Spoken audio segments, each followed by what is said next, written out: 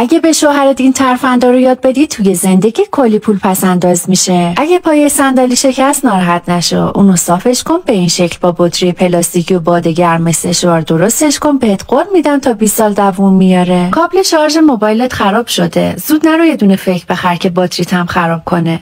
با درپوش بطری و چسب حرارتی تعمیرش کن، دیگه خراب نمیشه.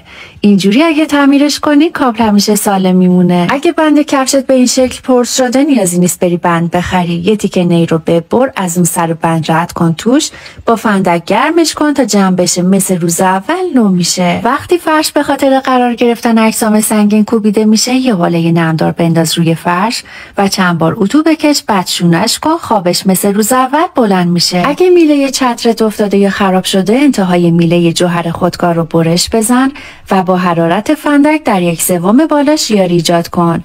با نخ و سوزن به چتر بدوز، چتر شما دوباره قابل استفاده میشه. پیچ لولای کابینت بعد از مدتی امکان داره شل شه و فضا برای سفت کردنش نباشه. لولا رو در بیار، جای پیچ رو دوباره سوراخ کن، داخلش چسب چوب بریز و یه چوب داخلش قرار بده. وقتی خوش شد اضافهش رو ببر. حالا میتونی مجدد سوراخش کنی و لولا رو در جای خودش محکم قرار بدی. این ترفندا رو بفرست واسه کسایی که لازمش دارن. اگه واسه خودت هم جالب و کاربردی بود توی کامنت 3 تا قلب